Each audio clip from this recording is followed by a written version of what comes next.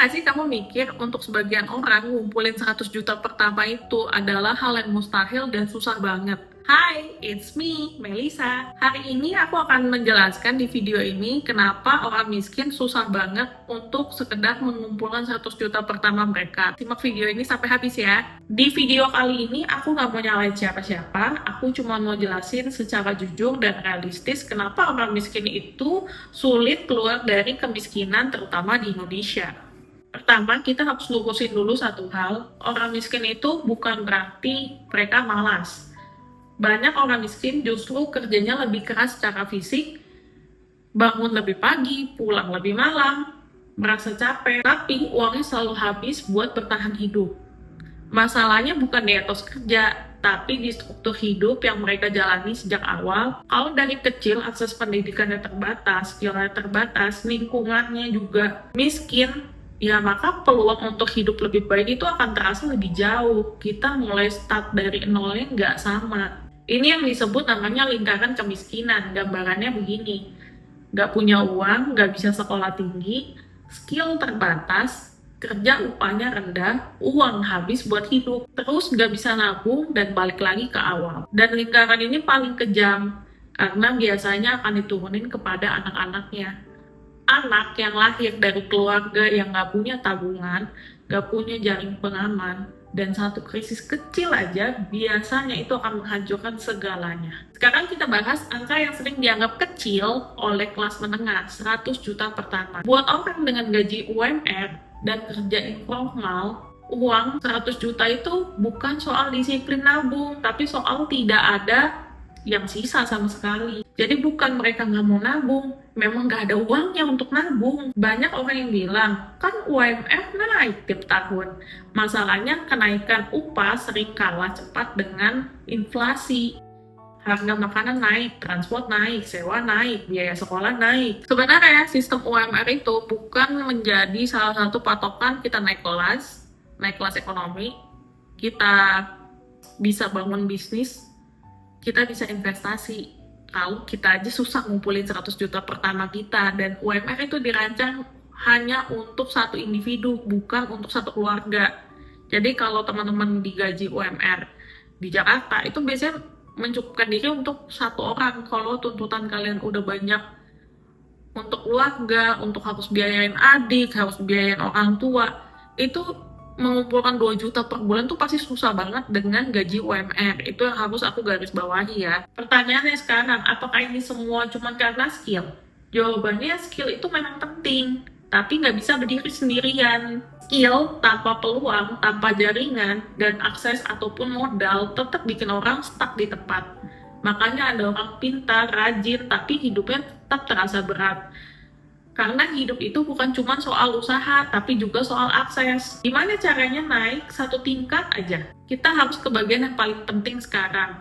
Apa yang bisa kita lakukan supaya orang miskin ini bisa naik kelas, naik setidaknya satu tingkat aja? Yang pertama, fokus naikkan nilai diri. Bukan sekedar kerja keras, bukan sekedar selesai kerjaan, tapi harus bikin sesuatu yang lebih bernilai sehingga kamu punya value yang lebih. Kamu harus punya skill yang relevan, skill teknis, skill digital, yang paling penting skill negosiasi. Skill bernegosiasi itu mesti dilatih untuk kita bisa dapat promosi atau segala macam, kita bisa lebih bersinar di antara rekan-rekan kerja lain. Itu salah satu skill yang harus kita kembangin, tuh skill bernegosiasi, skill menyelesaikan pekerjaan secara tepat waktu ya.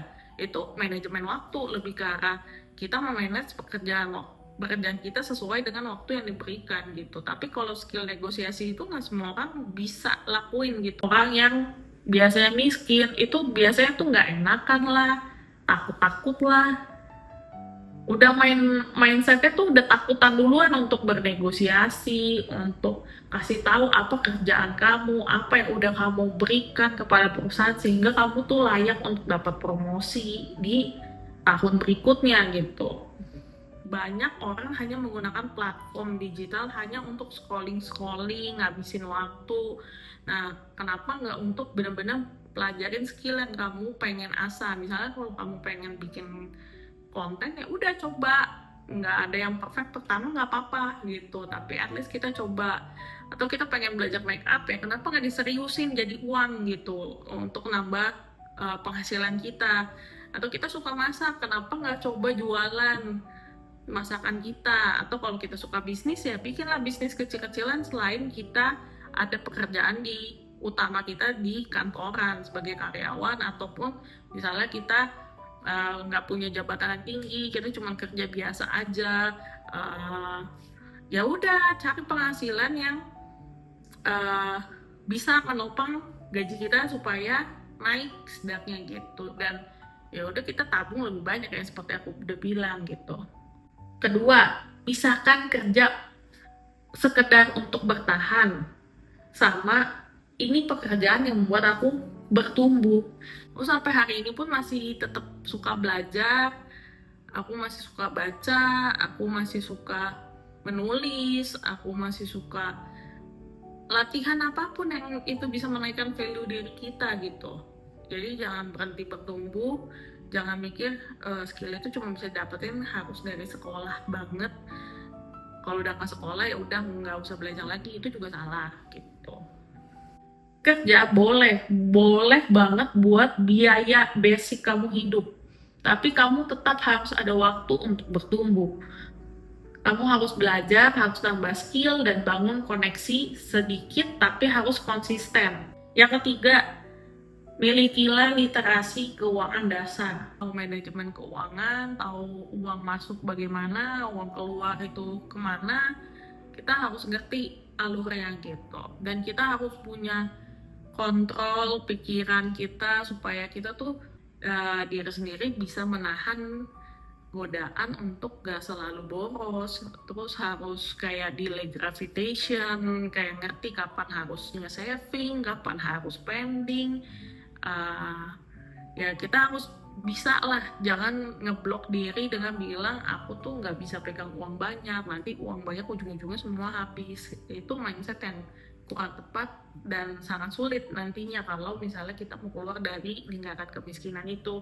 Bedain utang produktif dan konsumtif, kemudian harus punya dana darurat sekecil apapun, harus bisa konsisten nabung, nggak boleh dipakai buat sekedar hedon-hedon.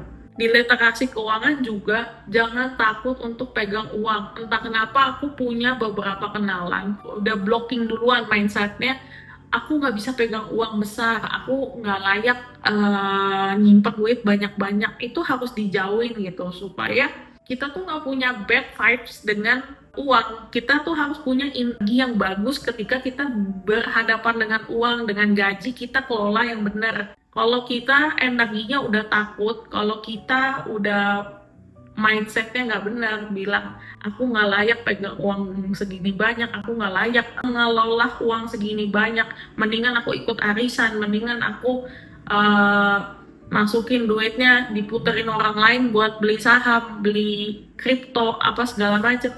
Ujung-ujungnya kita malah kehilangan uang tersebut. Jadi mindset keuangan itu harus sehat dari dalam diri sendiri.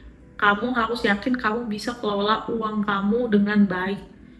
Kamu bisa menciptakan uang lebih baik, lebih banyak ada di rekening kamu. Itu soal mindset yang harus kamu ubah. Yang keempat, jangan merasa sendirian. Naik kelas itu lebih realistis kalau kamu punya teman atau partner atau mentor atau orang yang kamu hormati. Kalian seringlah ajak-ajak ngobrol orang-orang yang bijaksana, yang benar-benar kerjaannya tuh nyata, kalian bisa tukar pikiran. Jangan menghabiskan waktu bersama orang yang cuman hahaha, yang cuman ngajakin bercanda-bercanda doang, cuman nongkrong-nongkrong yang gak jelas. Pada akhirnya jadi sulit. Kalian kan ceritanya ini lagi mau naik kelas, jadi kalian harus pilih-pilih gitu teman mana yang bisa membawa kalian naik kelas. Kalian lebih sering nongkrong sama mereka karena energinya biasanya tuh pertemanannya lebih positif kalau orang-orangnya positif, punya mindset yang benar, punya keinginan yang sama. Itu kita juga berjuang sama-sama, berasa nggak sendiri gitu. Sendirian itu berat, bareng-bareng itu lebih mungkin dan lebih ringan rasanya. Jadi kalau kamu hari ini miskin, itu bukan salah kamu, bukan vonis seumur hidup. Kita boleh lahir miskin, tapi hidup itu kita yang tentukan, kita mau tetap miskin atau enggak. Kalian bisa selesain kemiskinan itu asal kalian tuh mau, kuncinya. Yang kalian perlukan itu waktu, akses, strategi, empati dalam ngejalaninnya. Jangan sampai kita kepengen dapat uang 100 juta pertama, segala cara kita lakuin, kita sikut-sikutan, kita ngelakuin hal yang nggak benar, itu juga nggak baik, teman-teman. Jadi teman-teman sabar aja. Aku yakin 100 juta pertama kalian itu akan segera datang ke kalian kalau kalian benar-benar mengupayakannya. Kalian benar-benar cari cara gimana caranya supaya dapat penghasilan lebih, supaya aku bisa konsisten nabung. Itu kunci utamanya. Kalau kamu merasa video ini mewakili realita kehidupan kamu nggak sendirian, tulis di komentar pengalaman kamu, kita diskusi, kita bukan saling menghakimi, kita saling menguatkan di kolom komentar. Dan kalau menurut kamu video ini penting, tolong di-share, karena terlalu banyak orang yang miskin tapi malah disalahkan. Aku mau kita sama-sama sadar dan terbuka untuk kita bisa keluar dari lingkaran kemiskinan ini bersama-sama. Sekian dulu sharing hari ini, sampai jumpa di video selanjutnya. Bye-bye. Salah satu cara untuk supaya bisa keluar dari lingkaran kemiskinan, menurut aku penting banget punya